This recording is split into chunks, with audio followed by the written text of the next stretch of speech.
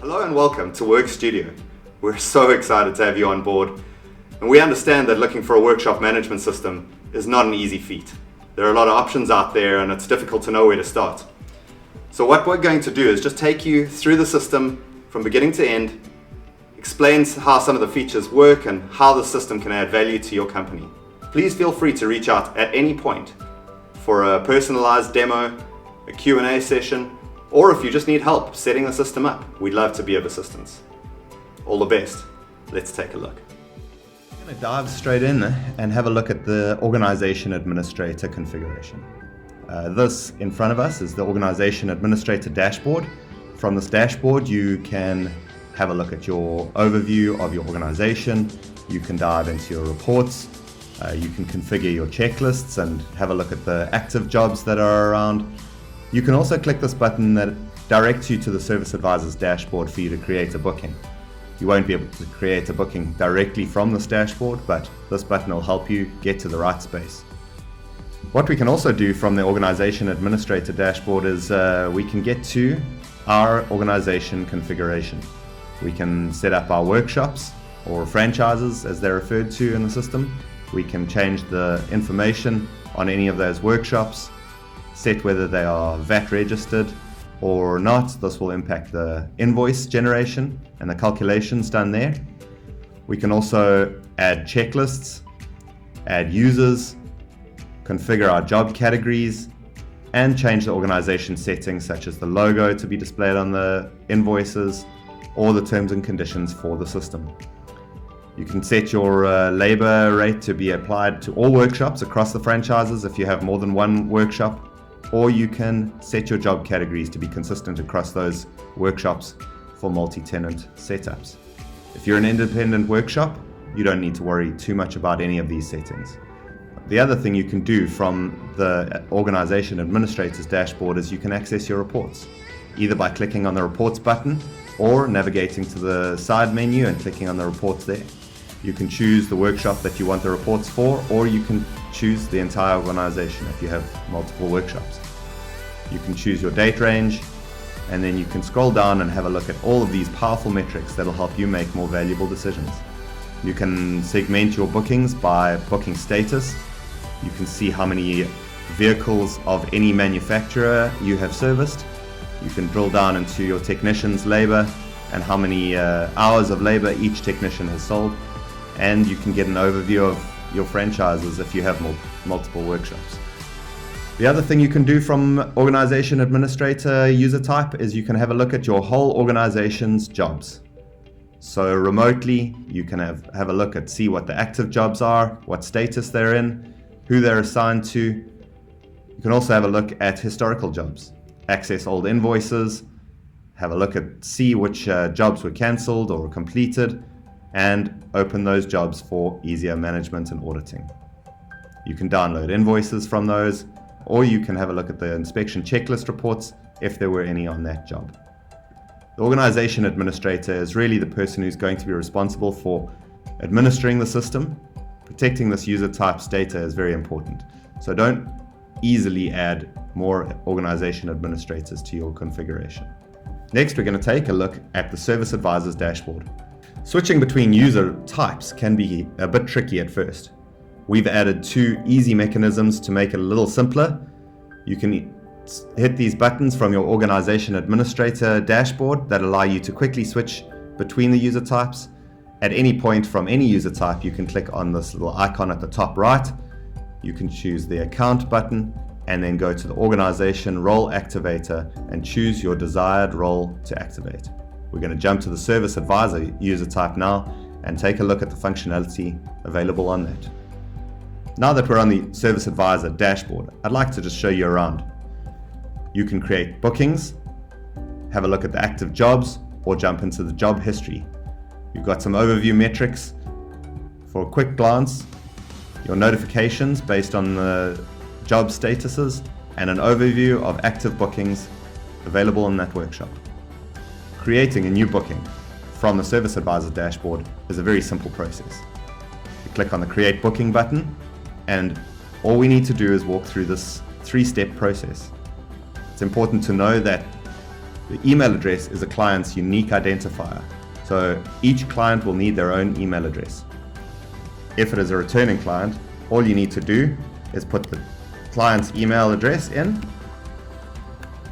and the system will recognize that it is an existing client and will pull that client's information for a very speedy booking in process. You'll then proceed to the vehicle details, where you'll choose a vehicle that is already loaded to the client or onboard a new vehicle. At any point, if you are on a tablet or a mobile phone for this process, you can activate the Scan License Disc button, which will allow you to use that tablet or mobile phone to scan the license disc and pull all that tricky information like the VIN number, engine number, chassis number, etc. that can become very time consuming and very easy to make mistakes. It'll automate that process for you. But if you are on a desktop, you'll enter those details manually. You'll choose your vehicle year, manufacturer, model, enter the registration number, update the mileage, and proceed to the next stage. For the demo purposes, we're going to select from an existing vehicle. You'll see how it auto-populates.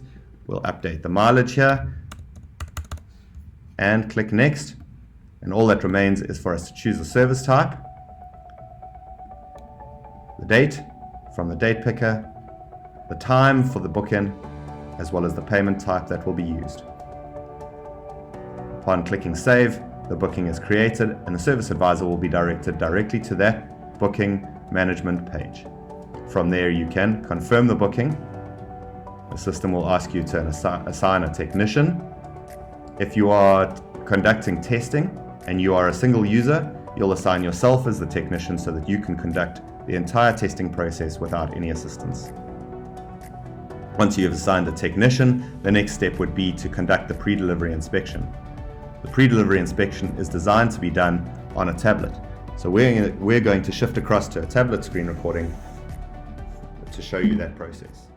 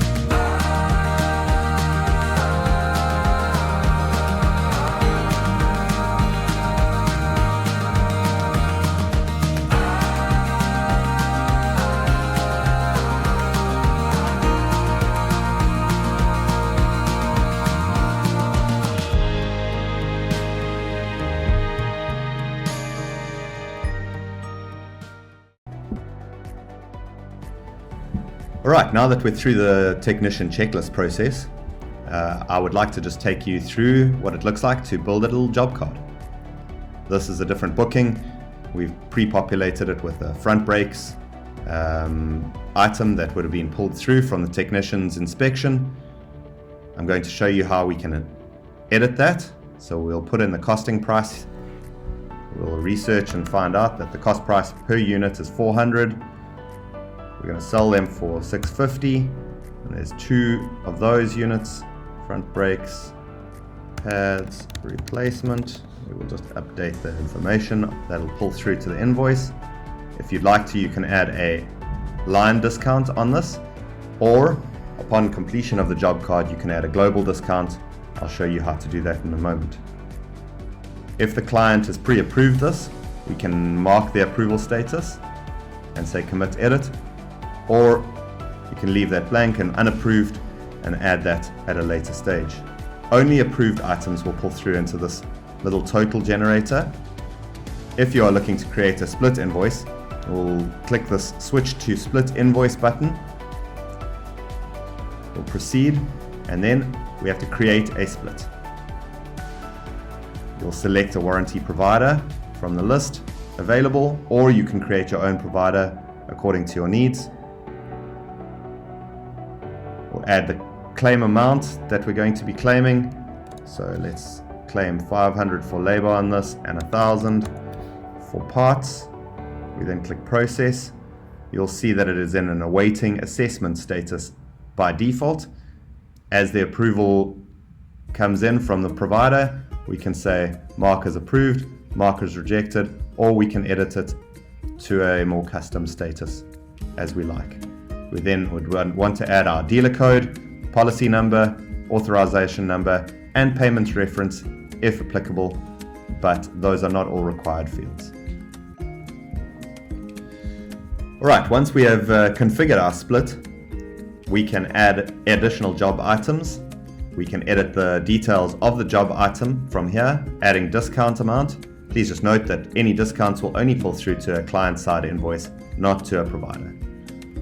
If you would like to add a job item, you click Add Job Item, enter the item details,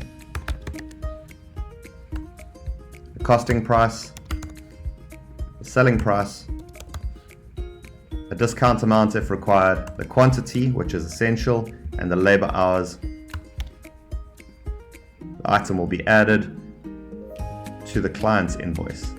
If you would like to add a new split for that item, we'll create a new split invoice and select the required information as previously discussed.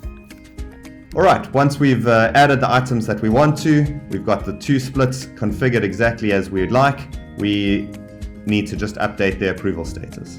As we get approval communication from our provider, we go here and we can either click mark as rejected, mark as approved, update the information. We're going to just click mark as approved, choose the item that is approved, put in the dealer code, put in the policy number, the authorization number for the payment from your provider, and click save. You'll then see we need to just mark this client side as approved. We've got a new item on there that needs to be marked as approved if it's going to pull through to the job card, and then we click next.